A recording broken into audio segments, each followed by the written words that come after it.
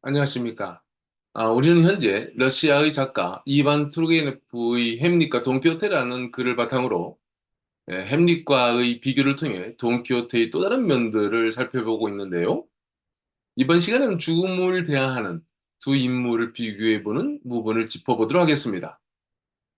투르게네프는 햄릿과 돈키호테의 죽음은 둘 다 신금을 울린다. 게다가 대단원의 막을 내리는 순간에도 둘은 얼마나 대두적이었던가라고 말했는데요. 햄릿이 남은 것은 침묵이다라는 마지막 말을 남긴 것에 비해 모두에게 용서를 빌고 싶네. 난 이제 더 이상 돈키호테가 아닐세.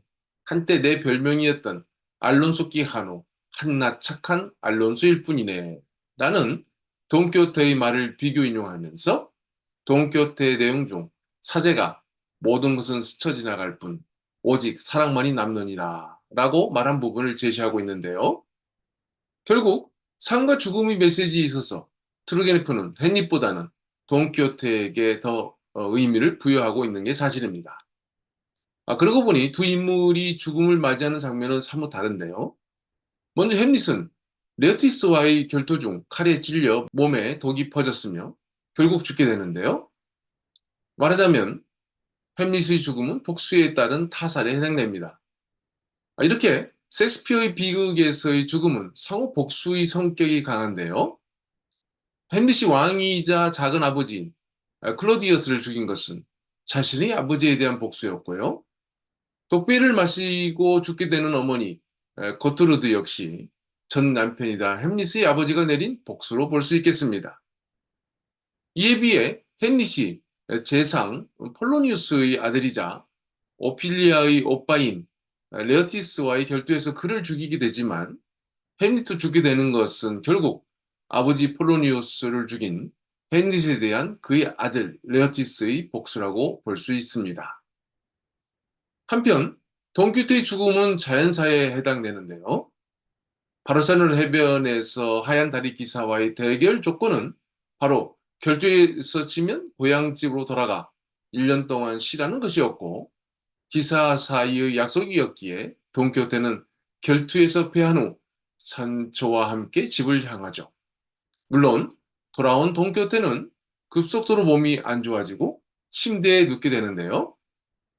돈키호테 이번의 맨 마지막 장인 74장은 병들어 누운 돈키호테와 그의 죽음을 다루고 있습니다.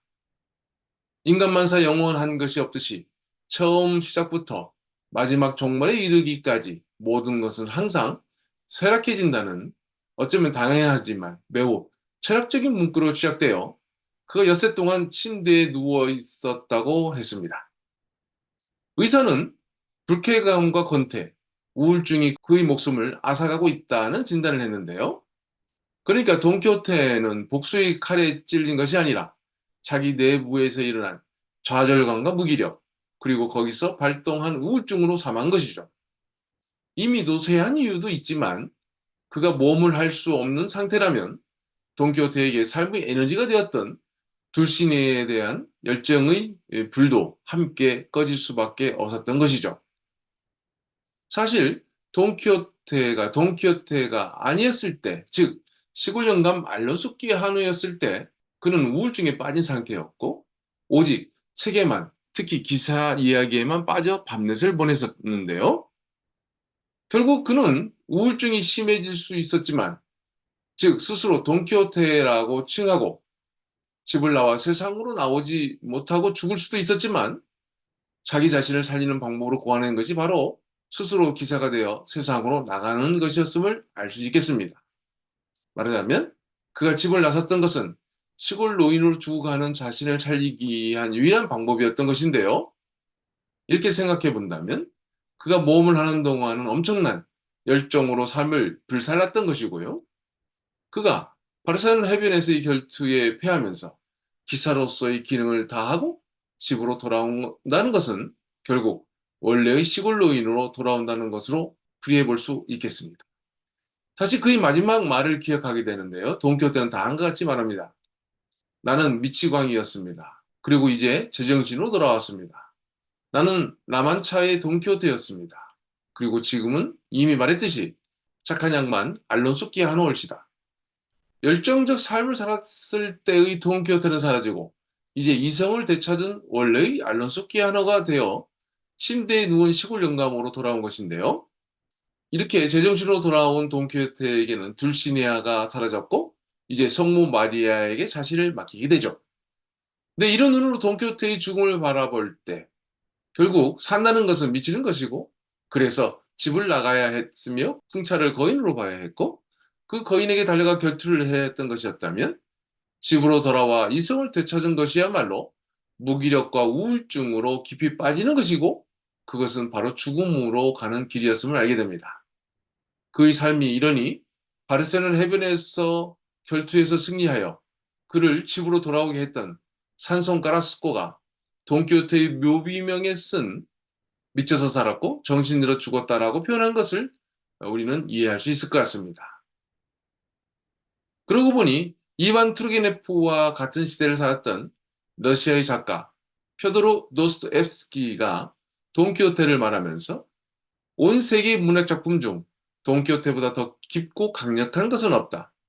이 작품은 그야말로 인간이 갖고 있는 그 모든 것들을 가장 잘 표현해주고 있다. 만일 세상이 끝나고 어디에선가 인간에게 당신은 지구에서 살면서 무엇을 이해했는가? 그 삶에서 어떤 결론을 내리게 됐는가라는 질문을 한다면 조용히 돈키호테를 건네면서 이게 제 삶의 결론입니다. 이렇게 살았다고 저를 벌 주시겠습니까? 라는 질문을 할 것이라고 말했죠. 결국 미쳐서 살아가는 게 우리 인간의 삶이라고 볼 때 미쳐서 살았고 정신들어 죽었다는 표현은 돈키호테에게만 해당되는 것이 아님을 알 수 있겠네요.